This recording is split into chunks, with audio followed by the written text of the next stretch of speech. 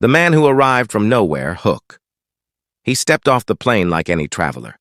But his country didn't exist. In July 1954, Tokyo's Haneda Airport was busy as usual.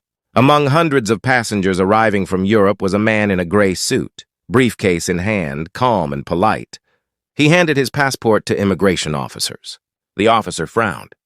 The document looked official, the stamps were clear, but the country name read Torenza. The officer asked him to point it out on the map. The man confidently placed his finger between France and Spain, where Andorra sits today. But no country named Torenza had ever existed. Confused, the officials questioned him further. His story was consistent. He was a businessman coming to Japan for a meeting.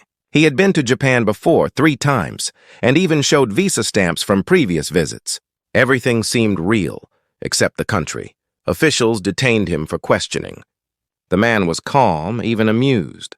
He insisted that his homeland had existed for over 1,000 years. By nightfall, he was sent to a nearby hotel for security observation. 2 guards stood outside his locked room. When morning came, the room was empty. The window was sealed shut. The guards had seen no one leave. His briefcase, documents, and clothes were gone. It was as if the man from Torenza had never existed. The paper was real. The stamps were real, but the country was not. Investigators inspected his passport again. It was made from the same material as genuine European documents. The ink was authentic. Even the customs stamps matched real countries like Germany and Japan. Every signature looked official. Experts from several nations examined it. None could explain the forgery. The story leaked into the press under titles like "The Mystery of the Man from Nowhere." Some dismissed it as a hoax. Others, especially in Japan and Europe, called it evidence of a dimensional glitch. What made the mystery deeper was that similar incidents had occurred before.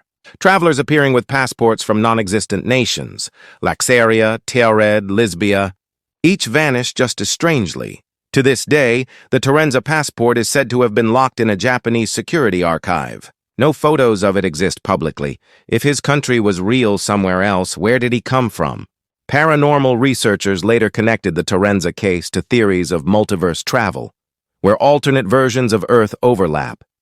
In one version, Torenza exists. In ours, it doesn't. Others speculated he was a spy using a fake identity during the Cold War, but no country or agency ever claimed him.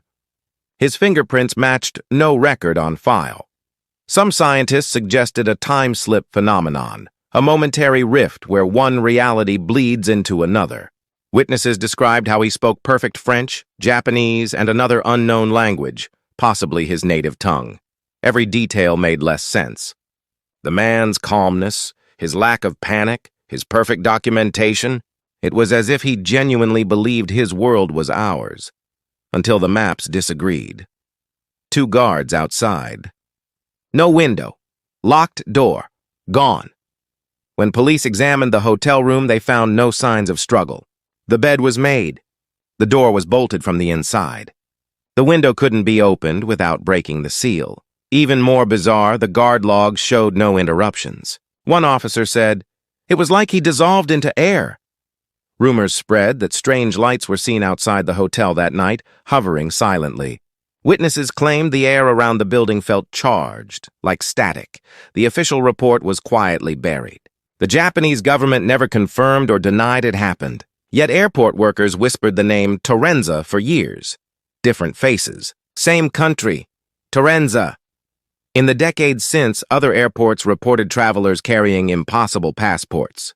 A woman at JFK Airport in 1960 had papers from Torenza. A man in Sao Paulo, 1978, said he was from Laxaria, with documents written in a language unknown to linguists. Each story ended the same way: detained, questioned, vanished. Some say Torenza exists in a parallel world where maps, nations, and borders differ only slightly from ours. And sometimes, for reasons no one understands, the 2 worlds touch. Others believe these travelers are time refugees, slipping through cracks in reality that open and close without warning. The truth remains lost. But perhaps somewhere on another Earth, a man tells the same story. About how he once visited Japan. in a world where Torenza never existed.